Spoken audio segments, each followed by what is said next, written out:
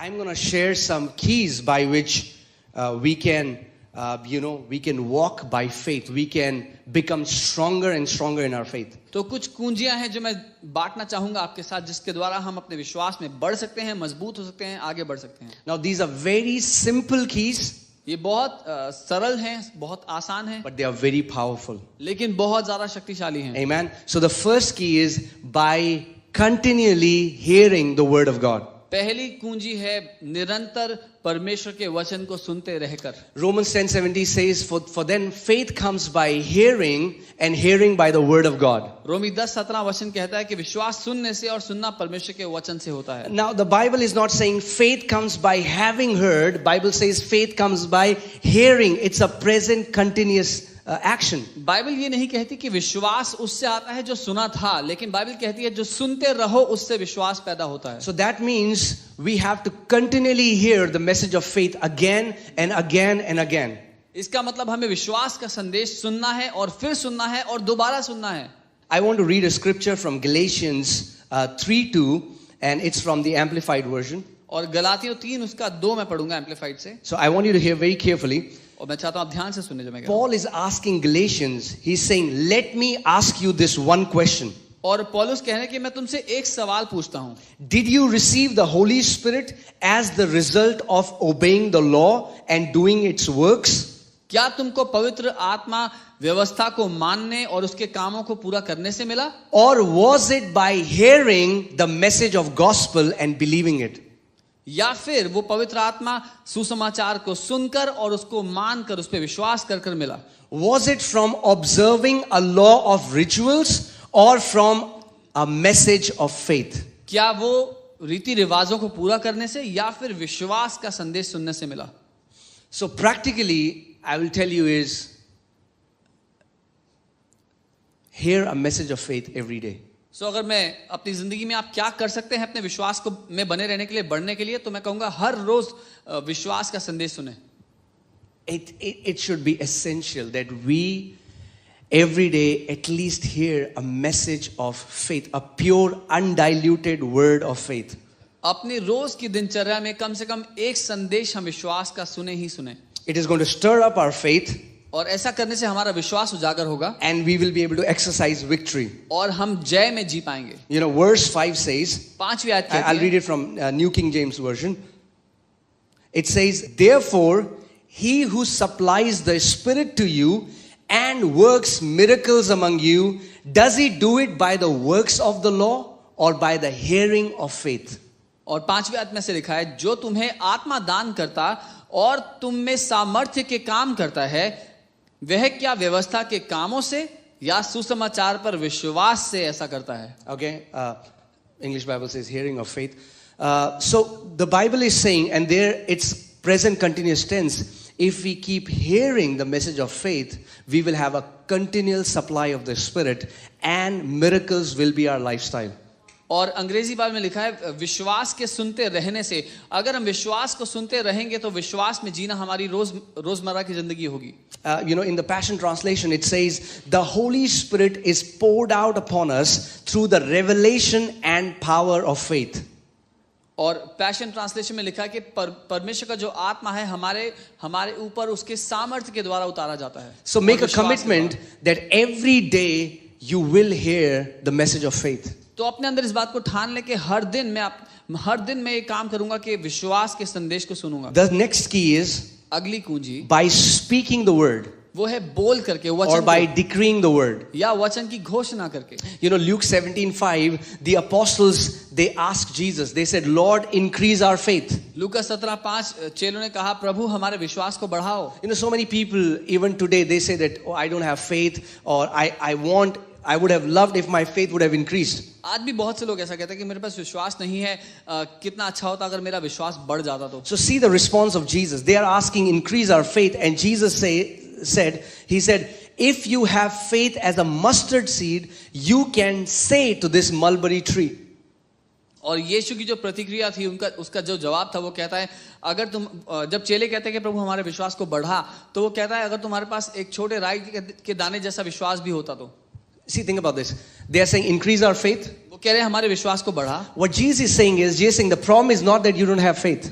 यीशु जो जवाब देते हैं वो कह रहे हैं कि दिक्कत ये नहीं है कि तुम्हें विश्वास नहीं है, The problem is not the quantity of faith. समस्या ये नहीं कि तुम्हारा विश्वास बहुत छोटा है, The problem is that you are not using the one you have. समस्या ये है कि जो विश्वास तुम्हारे पास है उसका तुम इस्तेमाल नहीं And कर सकते। and you know, the mustard seed is one of the least seeds. और जो राई का दाना है वो सबसे छोटे बीजों में से एक है। Jesus is saying, even if your faith is like a mustard seed, और यीशु कह रहे हैं अगर तुम्हारा विश्वास जो है वो राई के दाने जितना छोटा but भी है, if you shall say to this mulberry tree, लेकिन अगर तुम बोलोगे इस पेड़ से, that means the power of faith is released only through speaking. इसका मतलब विश्वास की जो सामर्थ्य है वो केवल बोलने के द्वारा ही काम करती That है। means you can have faith, but if you don't speak it, nothing is going to happen. इसका मतलब हो सकता है आपके अंदर विश्वास खूब भरा हो, लेकिन अगर आप बोलोगे नहीं तो कुछ नहीं होगा। So they are saying, Lord, increase our faith. He's like, hey, no, you have to speak.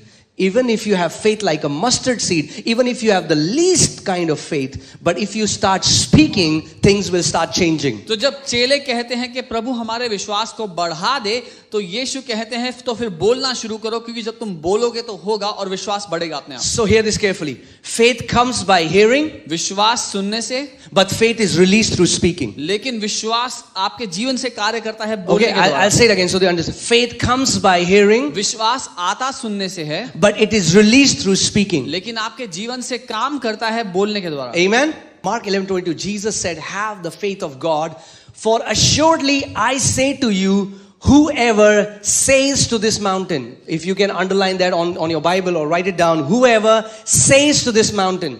और मरकुस 11 उसका 22 यीशु अपने चेलों से कहते हैं कि परमेश्वर का विश्वास रखो, मैं तुमसे सच कहता हूं कि जो कोई इस पहाड़ से कहे, He didn't say believe, he said speak. उसने ये नहीं कहा कि जो कोई अपने मन में मान ले, उसने कहा जो कोई इस पहाड़ से बोले। You have to speak to the mountain. Then he said, be removed and cast into the sea, and does not doubt in his heart, but believes that those things he says will be done. He will have whatever he says. तो जो मैं तुमसे सच कहता हूं, जो कोई इस पहाड़ से कहे कि तू उखड़ जा और समुद्र में जा पड़, और अपने मन में संदेह ना करे वरन प्रतीति करे, वो मान ले कि जो वो कहता है वो हो जाएगा, तो उसके लिए वैसा ही होगा। Amen.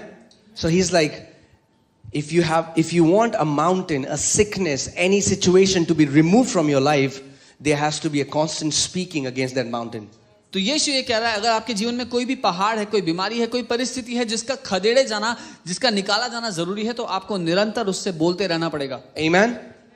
2 Corinthians 4:13, the Bible says, we have the same spirit of faith. Who wrote in the scripture, I believe, therefore I spoke. We also believe, therefore we also speak. दूसरा कुरिन्थियों 4 उसका 13 वचन कहता है, इसीलिए कि हम में वही विश्वास की आत्मा है जिसके विषय में लिखा है, मैंने विश्वास किया इसीलिए मैं बोला, अतः हम भी विश्वास करते हैं इसीलिए बोलते हैं। A faith that doesn't speak is a powerless faith. वो विश्वास जो कुछ बोलता ही नहीं, वो सामर्थ्यहीन विश्वास A है। faith that doesn't speak cannot change anything. वो विश्वास जो बोलता नहीं कुछ बदलेगा नहीं। The spirit of faith speaks. विश्वास का आत्मा बोलता है। Amen.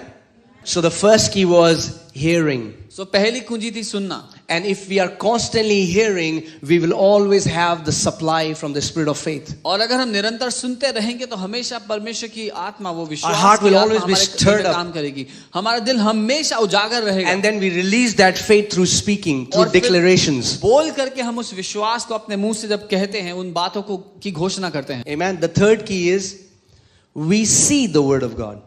और तीसरी कुंजी है हम वचन को देखते हैं। We can see the word. हम वचन को देख सकते हैं। In the book of Jeremiah, I think it's verse 12. I might be wrong, but I think it's verse 12 where God says, the word of the Lord came unto Jeremiah, and the Lord said, Jeremiah, what do you see? He says, Lord, I see an almond tree, almond branch. God says, you see right, because I watch over my word to perform it. God is speaking, but the prophet is seeing. और यर्मिया की पुस्तक में शायद 12वीं आयत है, परमेश्वर से बात करते हैं और यिर्मयाह लिखता है कि यहोवा का वचन मेरे पास आया और यहोवा ने सवाल किया कि यिर्मयाह तू क्या देखता है, और वो कहता है मैंने बादाम की टहनी देखी, और परमेश्वर कहता है तू सही देखता है क्योंकि मैं अपने वचन को पूरा करने के लिए उसको ध्यान से देखता हूँ. Amen. You know, in the book of Genesis chapter 15, you know, God tells Abraham that, I'm your exceeding great reward and your portion. उत्पत्ति 15 में परमेश्वर अब्राहम से कहता है कि मैं तेरा बड़ा प्रतिफल और तेरा हिस्सा हूँ. God had already told him that I'm going to make you a father of many nations. परमेश्वर ने पहले से उससे वादा किया था कि मैं तुझे देशों का पिता बनाऊंगा. But there was a problem. लेकिन एक दिक्कत थी. The problem was Abraham wasn't able to believe it. दिक्कत थी कि अब्राहम मानने को राजी नहीं था. So I think it's in verses 5, Genesis 15 verses 5, he tells God, God, what will you give me seeing I go childless? और उत्पत्ति 15 उसके शायद 5वीं आयत है जहां अब्राहम परमेश्वर से कहता है कि हे परमेश्वर तू मुझे क्या देगा ये देखते हुए कि मैं निसंतान जा रहा हूं. God had already told Abraham that he is a father of nations, but Abraham was still seeing himself as childless. परमेश्वर ने अब्राहम से कह दिया था कि तू देशों का पिता होगा, लेकिन अब्राहम अभी भी अपने आप को निसंतान देख रहा था. So God knew I have to do something. So I have to change the way he sees. परमेश्वर को ये पता था कि मुझे कुछ करना पड़ेगा कि इसका देखने का नजरिया बदल. So God said, Abraham, come out of your tent. तो परमेश्वर ने अब्राहम से कहा अब्राहम बाहर आ अपने Come out. तंबू से बाहर आ. Look at the stars. तारों को देख. Can you count them? क्या तू इन्हें गिन सकता है? So shall your descendants be. ऐसे ही तेरे बच्चे भी होंगे. And the first time Bible says, and Abraham believed. और पहली बार वहां लिखा है बाइबल में कि अब्राहम ने विश्वास किया. Amen. See, it's very important. God says something, but if we are not able to see it, we cannot actually believe it. इसीलिए जान लीजिए ये समझना बहुत जरूरी है कि हो सकता है परमेश्वर ने कुछ कहा हो आपके लिए, लेकिन अगर आप उसको देखेंगे नहीं तो विश्वास नहीं कर पाएंगे उस पे. Amen. The fourth key is by praying in tongues. चौथी कुंजी है अन्य भाषाओं में प्रार्थना करके. Amen. The Bible says in the book of Jude 1:20 that you beloved, you build up yourself on your most holy faith. यहूदा एक उसका 20 वचन कहता है अपने आप को तुम अपने अति पवित्र विश्वास में उठाकर खड़े करो. And that word is the same word from which, when we go to gym, we build up, we grow up. And the Bible is saying when we pray in the Holy Spirit, we are building on our most holy faith. और ये वही शब्द है अपने आप को मजबूत करो, उठाकर खड़ा करो. जैसे जब कोई जिम जाता है और वर्जिश कसरत करके अपने आप को मजबूत बनाता है, वो कहता है अपने आप को अपने इस अति पवित्र विश्वास में प्रबल बनाओ. Okay, I want to ask you a question. Who is most holy? सबसे ज्यादा पवित्र कौन है? Yeah, it's God, it's Jesus, right? परमेश्वर स्वयं है ना. Who has the most holy faith? किसका सबसे पवित्र विश्वास So है? the Bible here is talking about God kind of faith. So that means when we are praying in tongues, we are building up on our most holy faith. We are building on the God kind of faith. Bible यहाँ पर परमेश्वर के विश्वास की बात कर रही है. बाइबल ये कह रही है कि जब हम अन्य भाषाओं में प्रार्थना करते हैं तो हम अपने आप को परमेश्वर के उस विश्वास में मजबूत करते हैं. The fifth key is establish yourself in the righteousness that comes from Christ Jesus. और 5वीं कुंजी है अपने आप को उस धार्मिकता में स्थापित कर लो, अपनी जड़ उस धार्मिकता में पकड़ लो जो यीशु मसीह में हमें मिलती है. Because faith cannot flow from a heart that is condemned. क्योंकि विश्वास एक ऐसे हृदय से बह नहीं सकता जो दोष के द्वारा दबा हुआ. And the enemy will again try to condemn you. You missed somewhere, you did something, and the enemy will say, hey, yeah, you are not worthy for this. और दुश्मन बार-बार आपके दिल पर दोष लाना चाहेगा. वो कहना चाहेगा कि तू योग्य नहीं है, तूने ये गलती की थी इसलिए तू योग्य नहीं है. But again and again we bring ourselves back to that place that we are righteous because we believe in Jesus. लेकिन बार-बार हम अपने आप को उस स्थान में, उस बेटे के स्थान में लाकर खड़ा कर देते हैं क्योंकि मैं यीशु पे विश्वास करता हूं, इसीलिए मैं धर्मी ठहरा जा चुका हूं. I love this scripture in Isaiah 54:14. यशायाह 54 उसका 14 मुझे बहुत प्यार है इस आयत से. It says, in righteousness you shall be established. और ये वचन कहता है कि धार्मिकता में तू स्थापित किया जाएगा. Okay, and then what will happen when we'll establish ourselves in the righteousness? और फिर क्या होगा आपका जब आप धार्मिकता में स्थापित हो जाएंगे तो? When we establish ourselves in the righteousness, not our righteousness, but His righteousness. लेकिन बाइबल कहती है जब हम अपने आप को धार्मिकता में स्थापित करते हैं, हमारी खुद की, हमारे कामों की धार्मिकता नहीं, परमेश्वर की ओर से दी गई धार्मिकता. Bible says we shall be far from oppression. Bible कहती है हम हर एक सताव से कोसों दूर होंगे. Why shall we be far from oppression? Now hear this very carefully. क्यों हम हर एक सताव से दूर होंगे? For you shall not fear. क्योंकि तुझ में कोई डर ना होगा। Sixth key is by glorifying or magnifying God. छठी कुंजी है परमेश्वर की महिमा करके, By glorifying and magnifying God. परमेश्वर की महिमा करके और उसको बड़ा बना करके। I love अपने this जीवन में। scripture, Romans 4:20. It talks about Abraham. रोमी 4 उसका 20 बहुत अच्छी आयत है, इस अब्राहम की बात करता है। And the Bible says he did not waver from his promise through unbelief, और वो बात करता है कि वो परमेश्वर ने जो वायदे दिए थे उससे भटका नहीं अविश्वास के द्वारा, but was strengthened in faith. लेकिन वो विश्वास में दृढ़ हुआ, So that मजबूत means हुआ। if Abraham was strengthened in faith, we can be strengthened in faith. इसका अर्थ ये है अगर अब्राहम विश्वास में मजबूत हो सकता है तो हम भी हो सकते हैं। But was strengthened in faith, giving glory to God. और वो विश्वास में मजबूत हुआ परमेश्वर की महिमा करते हुए। And in the root word, it means doxa. It also means that he magnified God. और जो मूल भाषा है उसका अर्थ है परमेश्वर को बड़ा बना करके अपने जीवन So में। my question to you is, what are you magnifying in your life? तो मेरा सवाल आपसे ये है, आपकी जिंदगी में आप किस बात को बड़ा बना रहे हो? You know, these spies in Numbers 13, they go to spy the land of Canaan. They magnified those giants. गिनती 13 में कुछ जासूसों को भेजा गया इजराइल के देश को देखने के लिए, और उन्होंने वापस आकर के जो दानव वहां रहते थे उनको बहुत बड़ा बना दिया। And they magnified them to that level that they said that we were like grasshoppers in their sight. और इतना बड़ा बना दिया कि कहा कि उनकी दृष्टि में हम तो टिड्डियों जैसे हैं। And they came back, and the Bible says they came back with an evil report. और बाइबल कहती है जब वो वापस आए तो एक दुष्ट खबर लेकर के आए। That means whenever we magnify anything that is against God, God considers it as an evil report. इसका मतलब जब हम किसी भी बात को परमेश्वर से ऊंचा, परमेश्वर से बड़ा बनाना चाहते हैं तो वो एक दुष्ट खबर है। Amen. But look at these two guys. The Bible says there were two guys which had a different spirit on them. You know what was the different spirit? It was the spirit of faith. लेकिन ये दो लोग थे, Bible कहती है, जिनमें एक अलग आत्मा था, वो अलग आत्मा विश्वास का आत्मा था। Wherein the 10 were magnifying giants, these two were magnifying their God. जहां ये 10 जासूस तो उन दानवों को बड़ा कह रहे थे, उनकी महिमा कर रहे थे, लेकिन ये दो थे जो अपने परमेश्वर की महिमा कर रहे थे। And the seventh and the final point is और सातवां और आखिरी कुंजी है that we will grow in faith, we'll walk in faith is by association. जिस तरह से हम विश्वास में बढ़ सकते हैं, मजबूत हो सकते हैं, वो है किन लोगों के साथ हमारा उठना बैठना है, किन से हमारा संबंध है उससे। If you spend most of your time with people who always doubt, sooner or later you'll start to doubt. अगर आप अपना सारा समय उन लोगों के साथ, ऐसे लोगों के साथ बिताते हैं जो हर बात में परमेश्वर पर, उसकी क्षमता पर शक करते हैं, तो आज नहीं तो कल आप भी उस पर शक करने लग जाएंगे। Be very careful who are the people in your closest circle. बहुत ध्यान से चुने वो लोग जो आपके भीतरी दायरे में, आपके बहुत करीबी लोग हैं। Proverbs 13:20. नीति वचन 13 उसका 20। It says, if you want to grow in wisdom, spend time with the wise. और ये कहता है अगर तू बुद्धि में बढ़ना चाहता है तो बुद्धिमानों के साथ समय बिता। Amen. See, the company is so important. किन लोगों के साथ आप उठते बैठते हैं ये बहुत जरूरी है। If you want to grow in wisdom, spend time with the wise. Walk with the wicked, and I want you to underline this line, is so powerful. Walk with the wicked, and you will eventually become just like them. परंतु, और अंग्रेजी Bible में ऐसा लिखा है कि दुष्टों के साथ चल तो एक ना एक दिन उनके जैसा ही बन जाएगा। Okay, so if it's right for people becoming wicked, what if you walk with the giants of faith, you will eventually become just like them. तो अगर दुष्टों के साथ रहकर उनके जैसे बन जाएंगे तो क्या होगा? अगर आप विश्वास में महारथियों के साथ उठे बैठेंगे तो आप उनके जैसे बन जाएंगे। So we learn to walk by faith. The first key is by hearing. पहली कुंजी है सुनने की, हम क्या सुनते हैं उसके That द्वारा। means practically make sure that you hear at least one message of faith every day.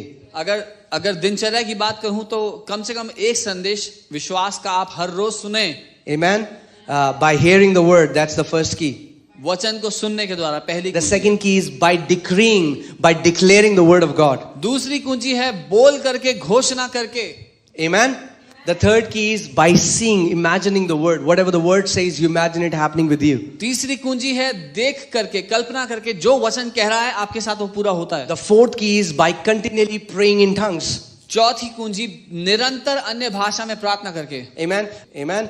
Fifth point is by establishing yourself in the righteousness of Christ. पांचवी बात, अपने आप को यीशु मसीह की धार्मिकता में स्थापित करके।